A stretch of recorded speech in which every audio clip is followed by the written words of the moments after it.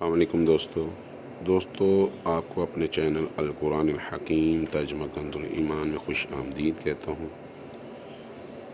آج قرآن پاک کی ابتدا تھی اس چینل پر، مگر ابتدا سے پہلے میں آپ سے ایک آیت جو ہے پارہ نمبر 13 سورۃ الرعد کی وہ شیئر کرنا چاہ رہا تھا، تو میں نے کہا الحمدللہ رب العالمین سے پہلے اس آیت کو آپ کے ساتھ شیئر کیا جائے اور اس کا ترجمہ جو ہے وہ آپ پڑھ کر سنایا جائے اور دکھایا جائے اور آپ اس سے مستفید ہو سکیں۔ تو آئیں میں اس آیت کی تلاوت کرتا ہوں، ساتھ میں آپ سے ترجمہ بھی شیئر کرتا ہوں۔ یہ جی دیکھیں، پارہ نمبر 13 سورۃ الرعد اور آیت نمبر 24۔ سلام علیکم بما صبرتم فنعم عقبی الدار۔ سلامتی ہو تم پر تمہارے صبر کا بدلہ، تو پچھلا گھر کیا ہی خوب ملا۔ والذین ينقضون عہد اللہ من بعد میثاقہ ویقطعون ما امر اللہ به ان یوصل ویفسدون فی الارض اولئک لهم اللعنۃ ولهم سوء الدار۔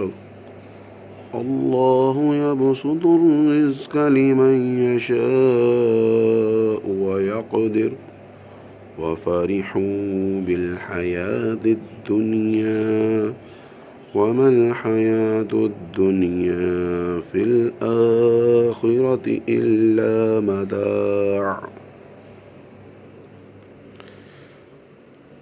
اور وہ جو اللہ کا عہد اس کے پکے ہونے کے بعد توڑتے اور جس کے جوڑنے کو اللہ نے فرمایا اسے قطع کرتے اور زمین میں فساد پھیلاتے ہیں، ان کا حصہ لعنت ہی ہے اور ان کا نصیب برا گھر۔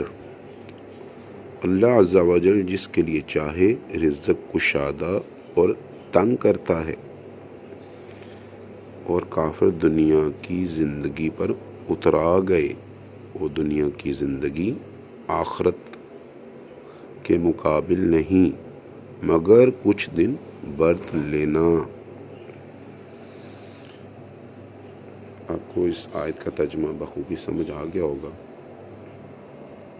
نمبر 1 کہ جو لوگ اللہ کے دیے پر صبر کرتے ہیں تو اللہ تعالیٰ ان کو کیا خوب ہی انعام دے رہا ہے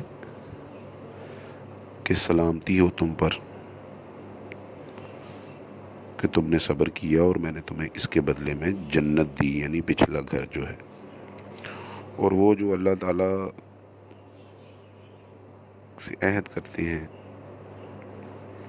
کہ ہم آئندہ یہ کام نہیں کریں گے، غلط کام جو ہیں، اور نیکوکاروں میں بن کے رہیں گے، اور پھر اس عہد کو توڑتے ہیں، تو اللہ نے فرمایا ہے کہ ان سے قطع تعلق رہے۔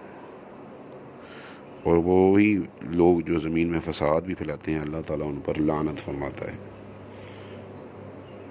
اور جس پر اللہ کی لعنت ہو اس پر تمام جہان کی لعنت ہوتی ہے، اور یہی ان کا نصیب ہے، برا گھر مطلب جہنم۔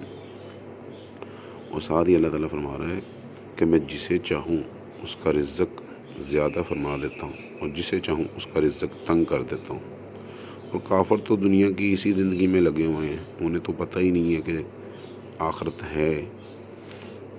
یہ دنیا جو ہے نا، یہ ابھی کی ابھی ہے، آخرت کے مقابلے میں کچھ بھی نہیں ہے۔ اللہ تعالیٰ آپ کو اور مجھے عمل کی توفیق عطا فرمائے۔ وما علینا الا البلاغ المبین۔